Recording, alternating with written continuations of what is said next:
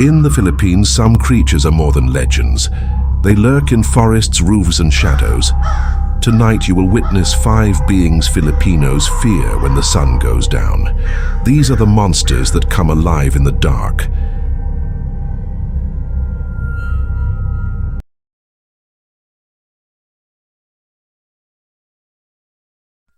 Engkanto just wanted to go home, but his bladder had other plans.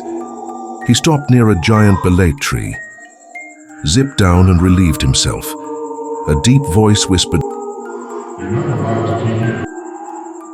but startled, he turned. No one. The night air thickened, smelling of smoke. He tried again. A burning cigarette butt fell on his head. Slowly, he looked up. Sitting on the branch was a massive Kapre, charcoal skin, glowing ember eyes, thick muscles wrapped in vines. It puffed smoke from a giant cigar as its lips curled into a grin. It growled. Engkanto froze as the tree creaked, the Kapre's hand reaching down. No scream came out, just silence swallowed by the dark road.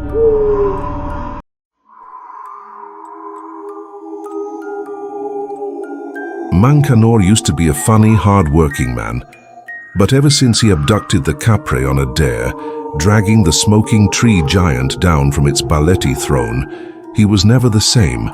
When he finally returned days later, his eyes were wild, his nails thick like roots.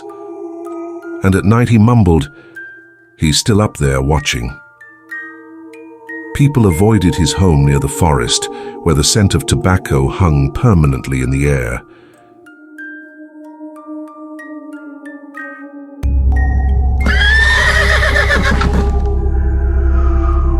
Cecilia always blushed when she talked about her mysterious boyfriend.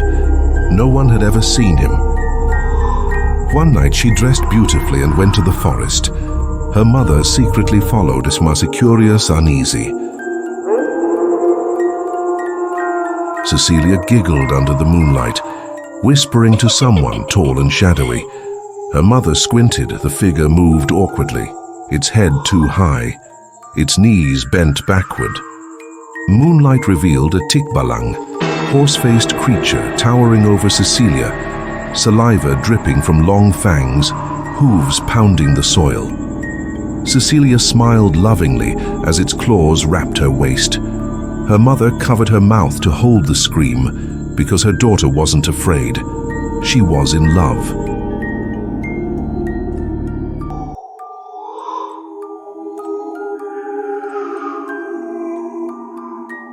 Meanwhile, Cecilia kept insisting her boyfriend was handsome, tall, charming, with silky hair and a smile only she could see.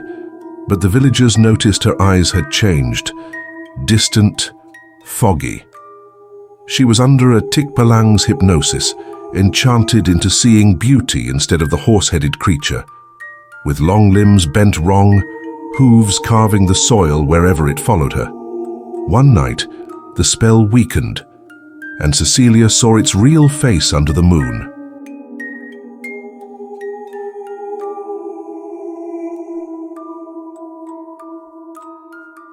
She ran, leaving the town forever before the monster could drag her back into the forest. But the forest had more secrets.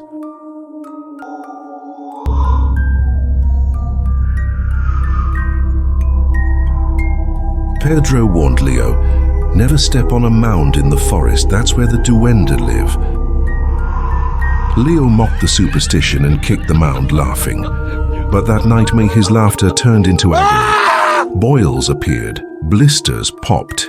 He clawed his skin, screaming at something unseen. "Window!" he cried, pointing, trembling violently. Pedro looked and saw a small dwarf, pale, wrinkled, twisted grin, tiny bloodshot eyes, clinging to the windowsill. Its fingers were long like needles, tapping the glass. Pedro whispered, "Apologize." But the duende laughed back, sharp teeth gleaming. Leo's skin peeled like paper. punishment had only begun.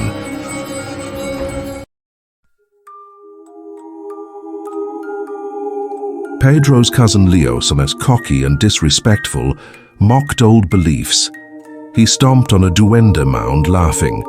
He didn't laugh when his skin erupted in wounds, each boil swelling like a tiny fist trying to escape his body.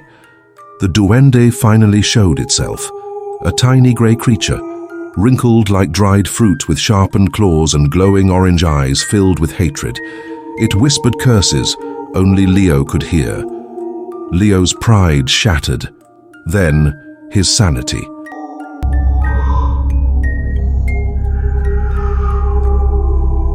Maria thought pregnancy was painful, but this was different.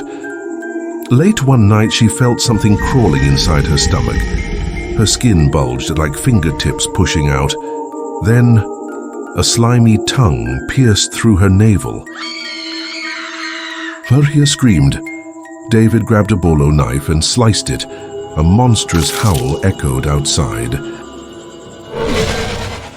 David climbed to the roof and froze. Above him was a manananggal, torso ripped from the waist, leathery wings flapping, entrails dangling, fanged mouth dripping blood. Her eyes locked onto Maria's belly. David looked down. My baby. The cut tongue still wriggling. Morning never came for them.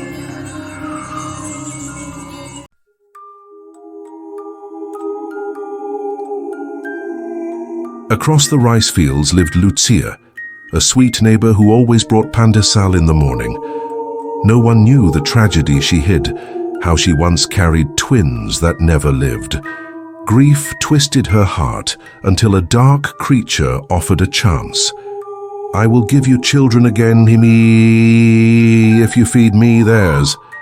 Lucia accepted.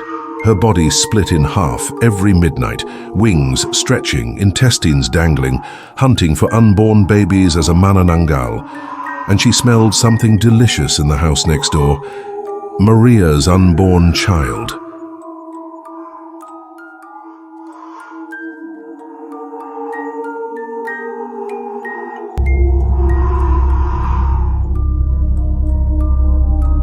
He returned from buying ice, smiling like she had a secret friend. Her drunk father heard her chatting outside, sweet giggles as if with someone invisible. He stormed out ready to scold her, but the bag of ice was floating in the air, drifting gently into Becky's small hands.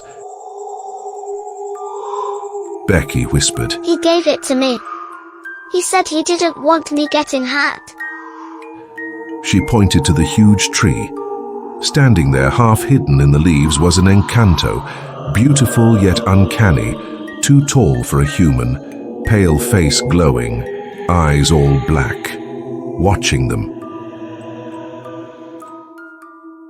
Becky waved. It waved back and smiled like it wanted to take her home.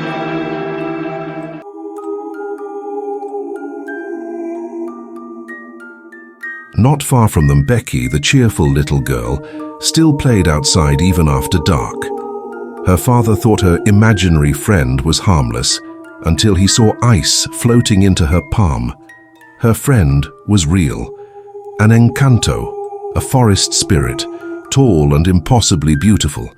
Skin, glowing faint green, eyes like black marbles with no whites. It adored Becky, protectively, possessively. One night all the horrors aligned. The Kapre smoke curled above the trees. The tikbalang tracked hoofprints in the soil. The duende whispered curses carried by the wind. Lucia's wings sliced through the moonlight. The Engkanto stood by the tree, smiling like a guardian or a hunter.